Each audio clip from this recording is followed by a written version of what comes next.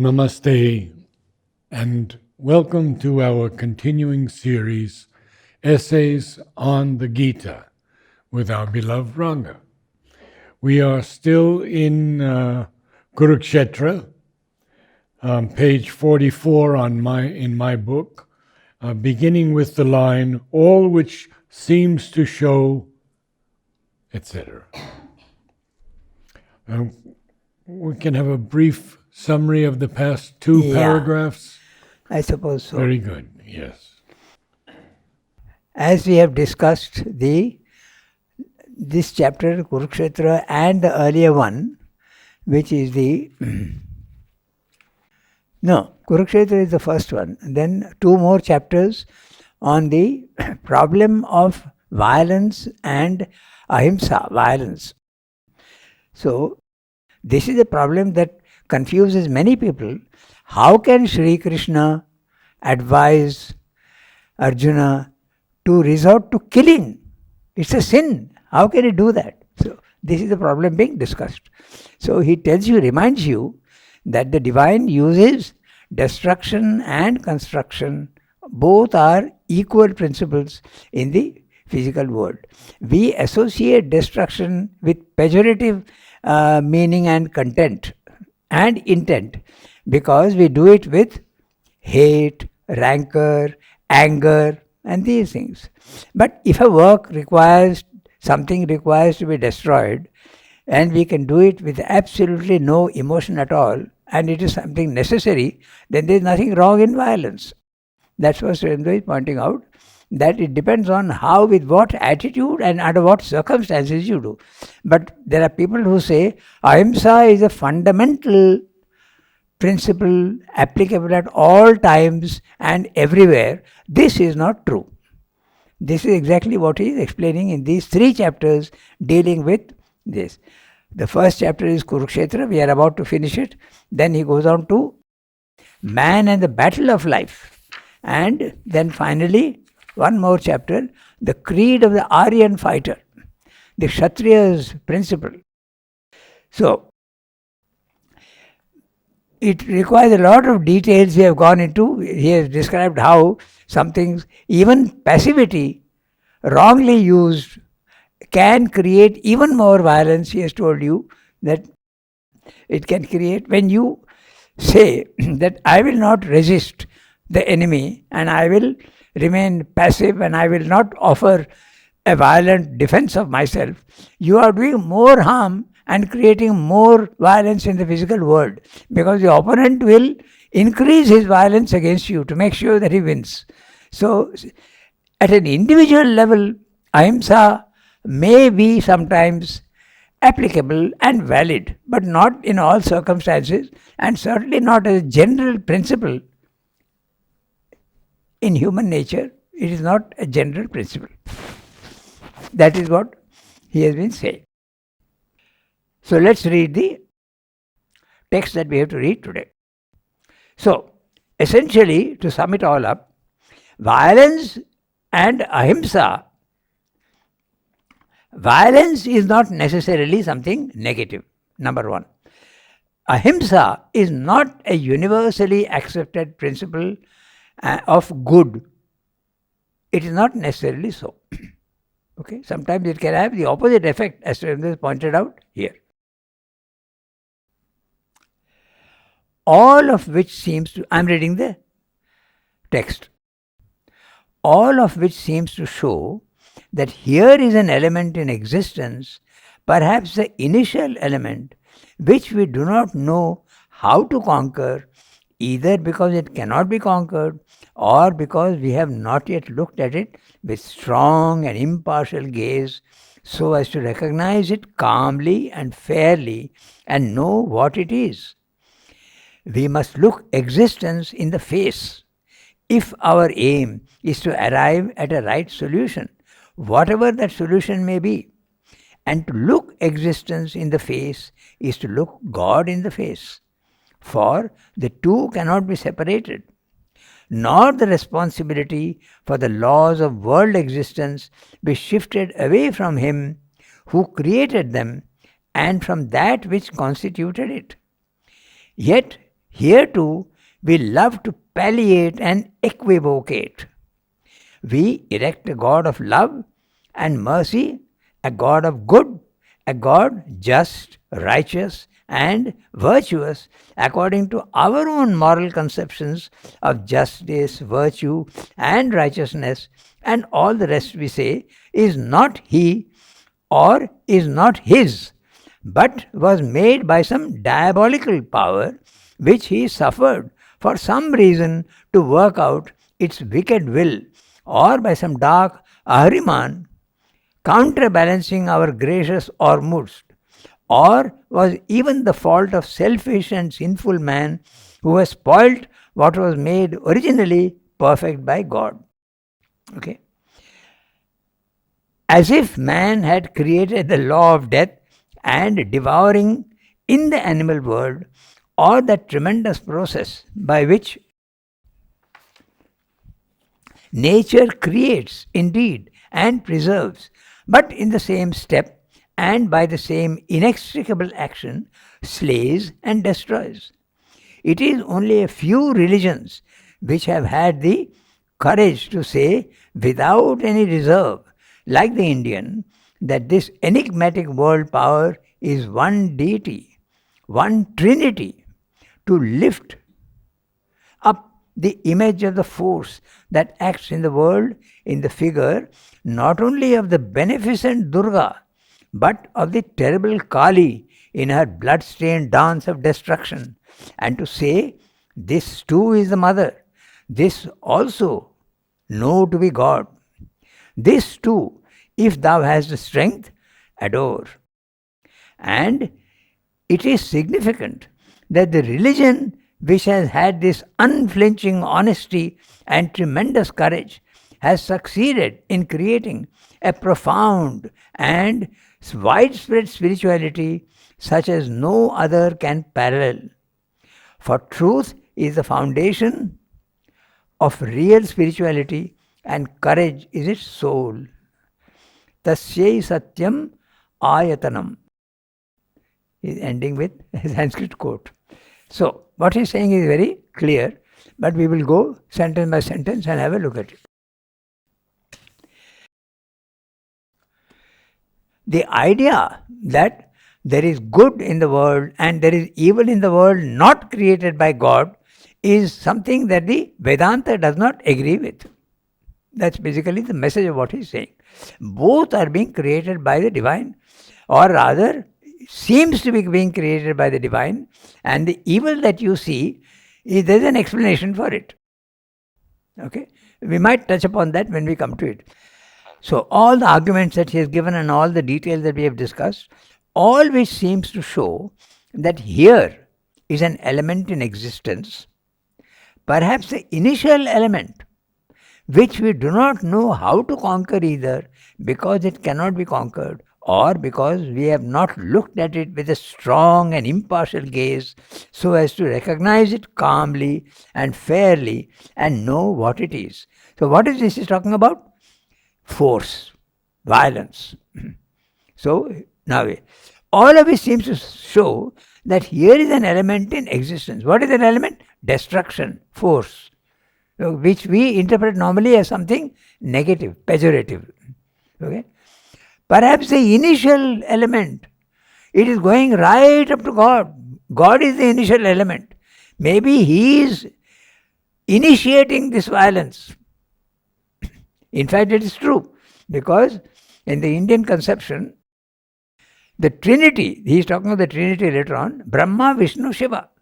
Brahma is creating, Shiva is destroying instantaneously, and again there is creation instantaneously. So it's a cycle of creation, destruction, but without any gap. And therefore, it is Vishnu who seems to preserve the status quo. So you don't see the gap.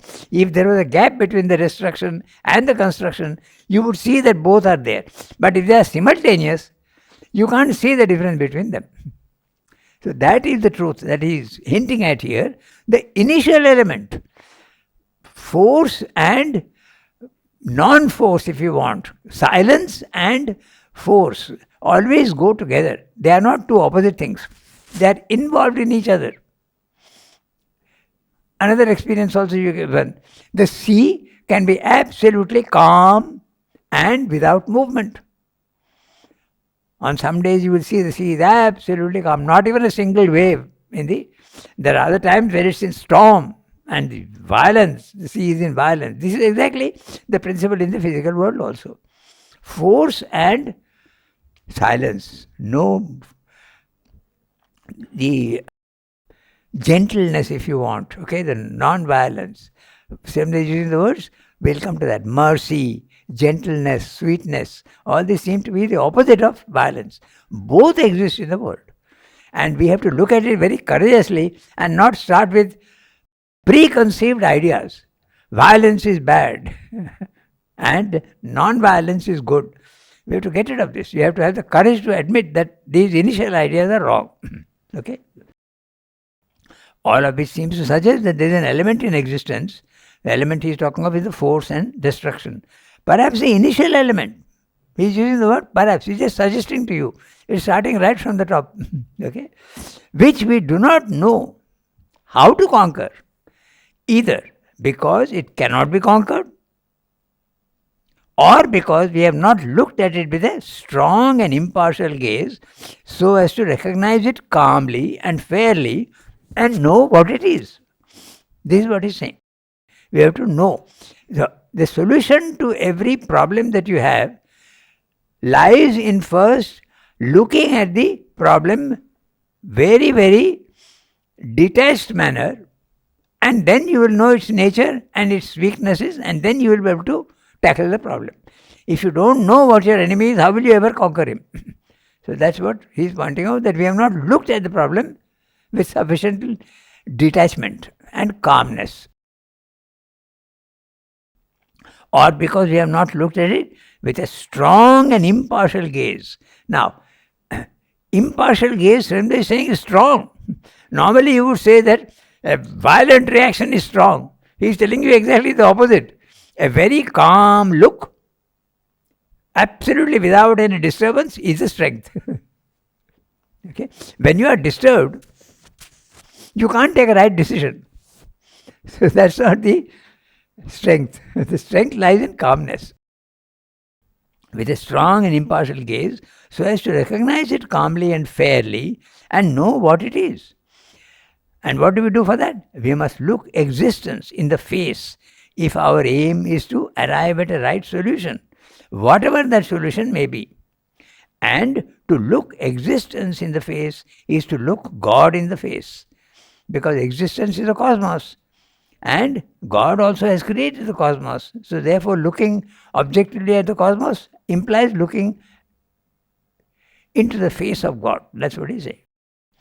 For the two cannot be separated, nor the responsibility for the laws of world existence be shifted away from him who created them and from that which it constituted it. So, this argument is valid if you are starting from the Advaita philosophy. There is only one ultimate reality. There are other theories which negate this. The Christian theory, the Islamic theory, and there is Manichaean theory, even the Zoroastrian philosophy, he has mentioned that earlier. He is mentioning that all of these are always positing a divine and an anti-divine force. All these so-called negative things in the physical world are created by the anti-divine forces. This the Advaita does not believe in. Even what you think is evil, ignorance, suffering is another problem. It is also, the divine is the origin of all these things. We have to explain this, and since the question has come up and some are not familiar with it, we just mentioned that God is not creating evil. He is not creating the negative things in the physical world at our level, what we see. It is our instrumentation through which we are looking at the universe. We are looking at the universe through broken specks. If I am seeing the physical world through broken specks, the view will be broken. I am seeing the multiplicity. But if my instrumentation, I don't use broken specs, but I see with a clear lens, I will see something else altogether. So the problem is the ignorance. The problem is not the evil in the world. It is ignorance that seems to create the evil in the world and destruction. Okay? Yet, here too, we love to palliate and equivocate. To palliate, the word palliate means to give a temporary relief. Okay? It's used in medicine normally in these problems. So, and equivocate and double speak. We say, oh, yeah, the divine has not created, yet something is there. Maybe he is tolerating the anti-divine forces. Why should he tolerate the anti-divine forces? He is everything. So, there are philosophies which say that there are two basic forces. The Advaita philosophy does not believe in that. But all of these philosophies that we've encountered before, these people had not risen to the next highest plane. No. They are using their mind. Exactly. Whereas if you go to the spiritual planes of consciousness and look very, very carefully, even then sometimes you can come to the conclusion that evil and good are really at the same plane. They are not different from each other. Both have to be transcended in the spiritual planes. But the real solution comes at the third level in the supramental plane. Okay? He's saying here, and yet we love to palliate and equivocate. Equivocate is double speak. We are meaning one thing, saying something else, using words which can be interpreted two ways. That's equivocation. Okay? So, we erect a God of love and mercy, a God of good, a God just, righteous, and virtuous, according to our own moral conceptions of justice, virtue, and righteousness.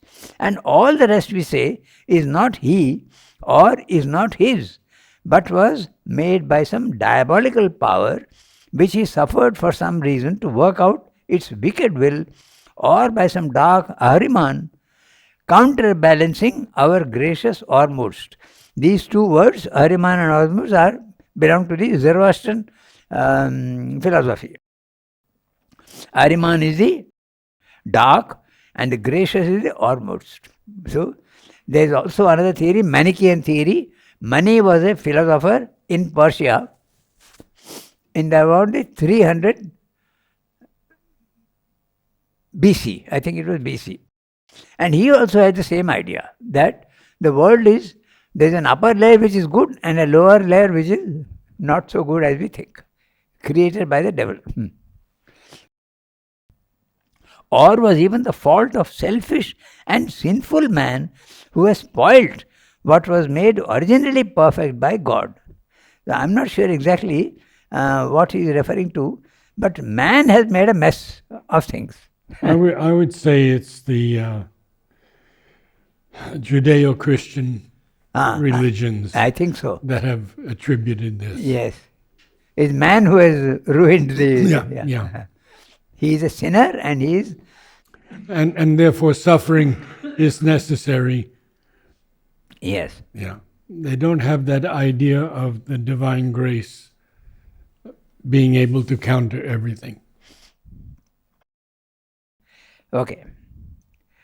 As if man, now Surendra is countering that idea, as if man had created the law of death and devouring in the animal world, or that tremendous process by which nature creates indeed and preserves, but in the same step and by the same inextricable action slays and destroys.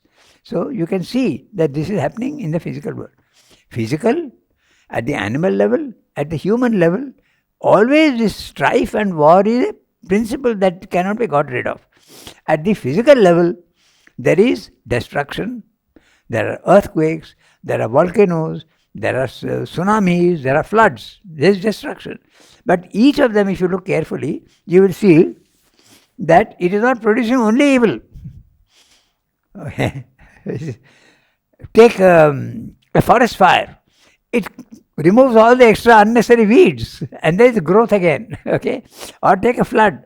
The alluvial soil comes and fertilizes the terrain. So there also there is a good. Then take the volcano. It destroys, but all this lava goes into the sea and creates an island, and in 10, 15, 20 years it becomes forested and animals come there. So there is always a regeneration of life. So our idea at the physical level that destruction and is bad and construction is not true. Both go together. Take at the animal level, he himself has said, one animal is pouncing upon another and eating it up. Okay? But it is the destruction that allows the aggressor to live. So life and death go together. Okay? Then you come to the mental level. If you come to the mental level, there is always a war. We may not start, man does fight with spears and weapons, but he can also war with ideas. You want to destroy the opposite idea, that also is there. So it can be subtle destruction also. Okay? So it is there everywhere, that's what he's saying.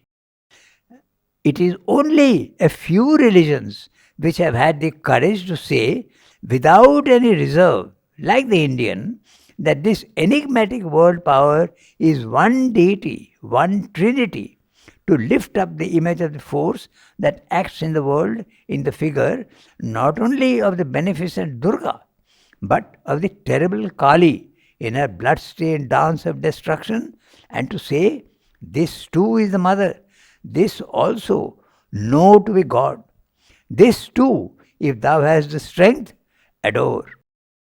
So, Srendra has that hymn to Durga. Okay? Now the Durga, we know that the divine manifests in 4 different ways. Knowledge, force, then production and wealth, and humility and service. Corresponding to the Brahmana, the Kshatriya, the Vaishya and the Shudra. So there is also the he is referring here to the Trinity. The Trinity, he is talking of Brahma, Vishnu, Shiva. Brahma is creating, Shiva is destroying instantaneously, and Vishnu is maintaining the status quo. There seems to be continuously something that is there, but actually there is a constant destruction and a construction. Constant destruction, construction. Okay, so, but it's very interesting. I have not found, I don't know which religion he is talking of, which also says this. He's saying only a few religions. So if anybody has got the idea of which religions say this, I would be interested to know. Hinduism, yes. But what are the other religions that say this? I don't know. Maybe the Tantric, I don't know. Because Tantric is not Advaita. Durga has 2 aspects. One of destruction and one of beneficent. She is the mother. Srendra has very interestingly spoken about the Mahakali aspect. He says her hand is uplifted to strike but also to help, to succor. So this is the aspect of Kali and Durga. And it is significant that the religion which has had this unflinching honesty and tremendous courage has succeeded in creating a profound and widespread spirituality such as no other can parallel. For truth is the foundation of real spirituality and courage is its soul. Tasya satyam ayatanam. This statement is being made not out of pride but as a statement of fact. He has also said in a letter to Dilip Kumar Roy, after all, India has done 100 times more in the spiritual field than Europe has. These are the words he has used. So it's true, because not only one philosophy, any number of religions, any approaches to God, every possible approach that you can think of has been adopted and tried out in India. because there was so much of tolerance and there was so much of freedom. So it's not only Advaita philosophy that dominates the Indian scene, but so many other small religions, okay? And the sects are innumerable. Innumerable sects. So not only all the religions, and it's a very interesting fact that in India you have all the religions are represented. I don't know if all the countries have this. All the religions are existing in India. Whether it be Islam, Christianity, Hinduism, Buddhism, even the latest one, that Baha'i religion, all these exist in India. Okay, so all this, now he is going to put the whole thing in proper perspective, because you might get the impression that Sri Aurobindo is justifying violence and destruction. All this is not to say that strife and destruction are the alpha and omega of existence, that harmony is not greater than war, love more the manifest divine than death, or that we must not move towards the replacement of physical force by soul force, of war by peace, of strife by union, of devouring by love, of egoism by universality, of death by immortal life. God is not only the destroyer, but the friend of creatures, not only the cosmic trinity, but the transcendent. The terrible Kali is also the loving and beneficent mother. The Lord of Kurukshetra is a divine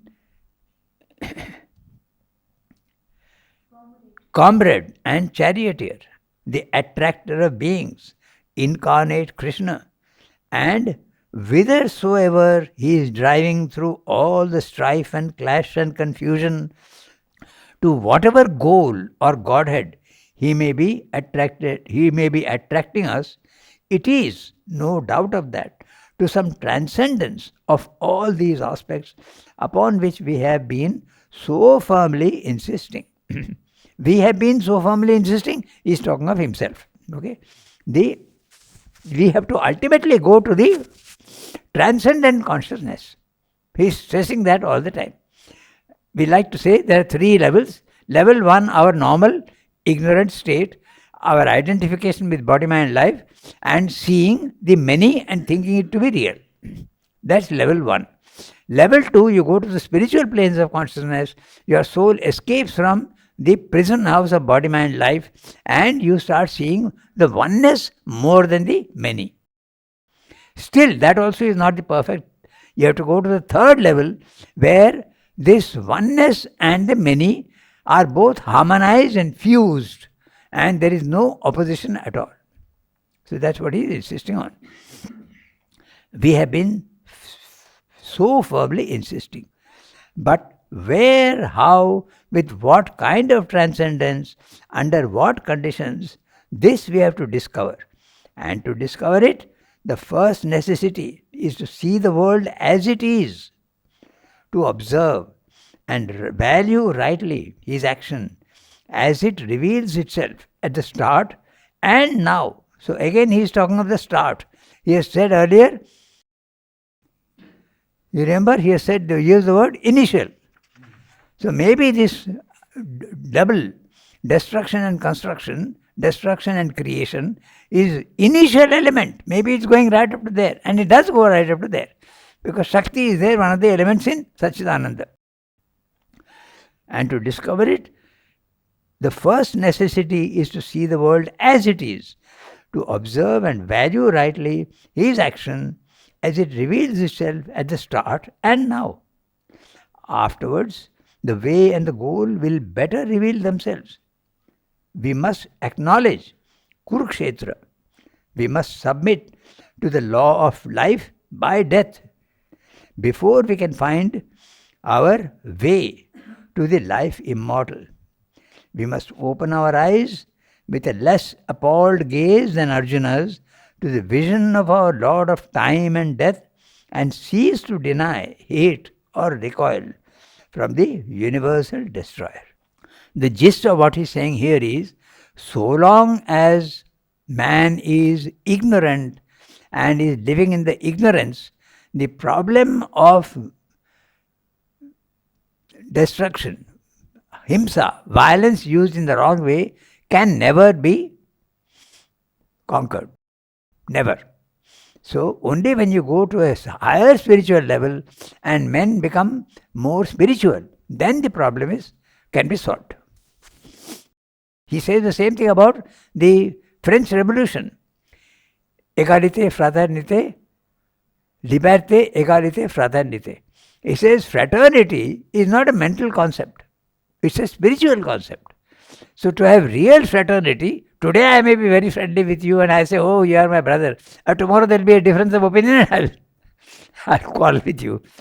So only when you go to the spiritual level of consciousness, then that doesn't happen, because you are seeing the real thing. That's what he's saying. So another 2 more chapters on the problem of ahimsa. There is a big problem in the Gita, no? So that's what he is discussing. 3 chapters on the problem. Man and the battle of life. Man can progress only when he uses the force to kill the evil in himself, to kill his past and progress to the future. You have to use destruction. Bad habits have to be destroyed. Your past and your limitations have to be destroyed. So destruction is very necessary for progress. Let's stop here today. Namaste all.